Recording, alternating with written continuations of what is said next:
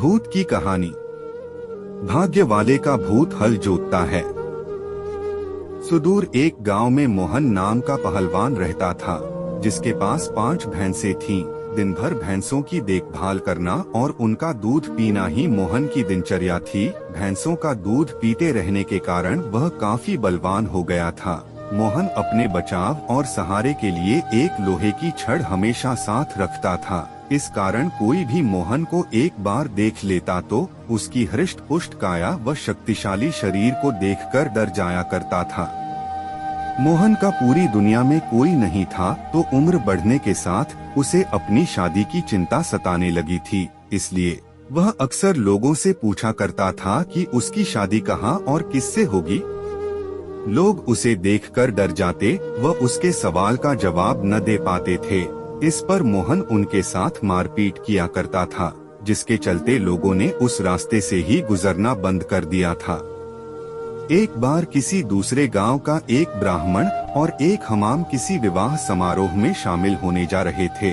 रास्ते में उन्हें मोहन मिल गया। मोहन ने ब्राह्मण को देखा तो उसने दोनों को अपने पास बुलाते हुए कहा कि आप तो मुझे ज्ञानी नजर आते हो, बताइए मेरी शादी कब और कहाँ होगी। इस तरह पहलवान का सवाल सुनकर दोनों ठिठक गए। हमाम काफी चतुर था, उसने सोचा कि अगर हम इससे बहस करेंगे तो इसके बल के आगे हमारा कोई मुकाबला नहीं। हमाम को एक तरकीब सूझी और उसमें दूर एक ताड़ के पेड़ की ओर उंगली से इशारा करते हुए कहा कि आपकी शादी वहीं होगी। हमाम की बात सुनकर मोहन फूला नहीं समाया और प्रसन्न होकर उसने अपनी 5 भैंसें दोनों को दान में दे दी और ताड़ के पेड़ की दिशा में चल पड़ा। उस ताड़ के पेड़ के पास एक महिला अपने पति व एक बच्चे के साथ रहती थी। उसका पति बड़ा ही धूर्त व आलसी किस्म का शख्स था और उसे बात बात पर झूठ बोलने की आदत थी। इस वजह से वह महिला अपने पति से बेहद परेशान रहती थी। काफी दूर तक पैदल चलने के बाद जब मोहन ताड़ के पेड़ के पास पहुंचा तो वह औरत घर के बाहर निकली। घर के आंगन में प्रवेश करते हुए मोहन लड़खड़ाकर गिर पड़ा और उसका एक हाथ औरत के गाल पर तमाचे की तरह लग गया।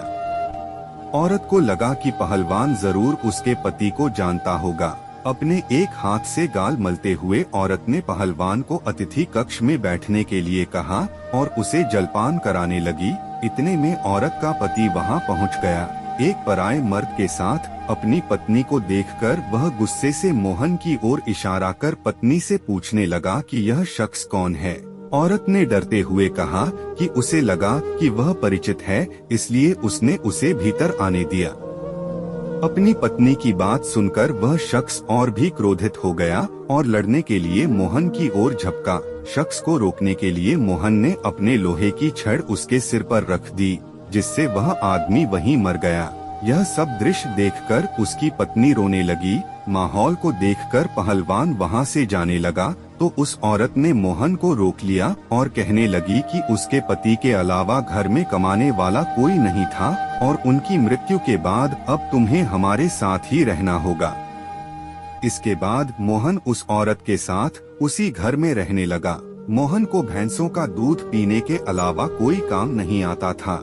ऐसे में कुछ दिन बाद जब घर का राशन खत्म होने लगा तो महिला ने उससे कहा कि वह बाहर जाकर कुछ कमा कर लेकर आए या फिर राजा के पास जाकर खेती के लिए जमीन मांग ले ताकि वह खेती कर अपना भरण पोषण कर सके। महिला की बात सुनकर पहलवान अपने लोहे की छड़ उठाए राजमहल की ओर चल पड़ा। राजमहल के पास पहुंचने पर सभी द्वारपाल और सैनिक मोहन की काया देखकर डर से कांपने लगे और तुरंत राजा तक सूचना पहुंचाई कि कोई बलवान हाथ में लोहे की छड़ लिए महल की ओर बढ़ता चला आ रहा है।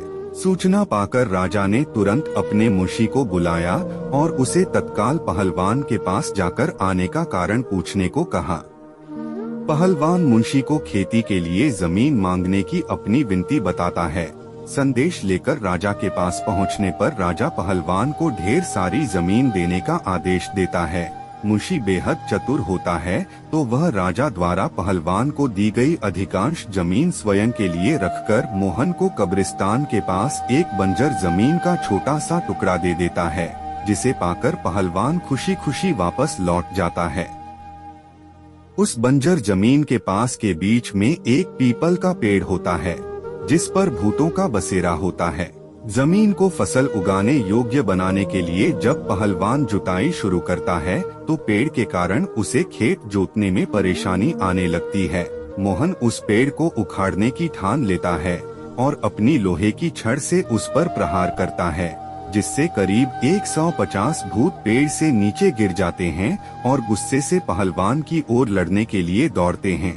पहलवान अपनी छड़ से सभी भूतों के छक्के छुड़ा देता है।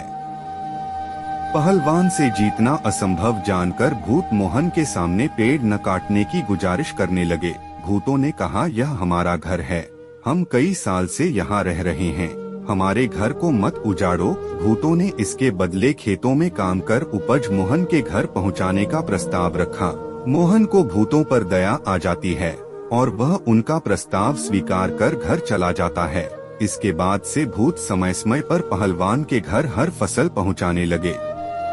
एक बार उन भूतों का गुरु उनसे मिलने आता है। सभी भूतों को दुबला पतला व कमजोर देखकर वह उनकी दुर्दशा का कारण पूछता है। भूतों से पूरा वृतांत सुनकर गुरु पहलवान को सबक सिखाने की ठानता है और उसके घर की ओर चल पड़ता है। भूतों का गुरु एक बिल्ली का रूप धारण कर पहलवान पर हमला करने की योजना बनाता है। उन दिनों पहलवान के घर में रोज एक बिल्ली रसोई में घुसकर सारा दूध पी जाती थी, जिससे वह काफी परेशान था। उस दिन पहलवान भी उस बिल्ली को सबक सिखाने के लिए दरवाजे के पीछे छिपकर बिल्ली का इंतजार कर रहा होता है। जैसे ही बिल्ली के रूप में भूतों का गुरु कमरे में प्रवेश करता है, पहलवान उस पर प्रहार कर देता है। पहलवान के प्रहार से भूतों के गुरु की कई हड्डियां टूट जाती हैं और वह अपने असली रूप में आकर अपनी जान बख्शने का निवेदन करने लगता है। मोहन ने भूतों के गुरु को छोड़ने पर खुद के लिए सजा चुनने के लिए कहा। ऐसे में भूतों के गुरु ने कहा कि उसे बख्शने पर वह राशन की मात्रा दोगुनी कर देगा। भूतों के गुरु की इस बात पर कुछ देर विचार करने के बाद पहलवान उसे छोड़ देता है। पहलवान के घर से निकलकर भूतों का गुरु सीधे अपने शिष्यों के पास जाता है। शिष्यों के पूछने पर वह उन्हें पूरा वृतांत बताता है और कहता है कि अब से पहलवान के घर भेजने वाले राशन की मात्रा दोगुनी करनी होगी।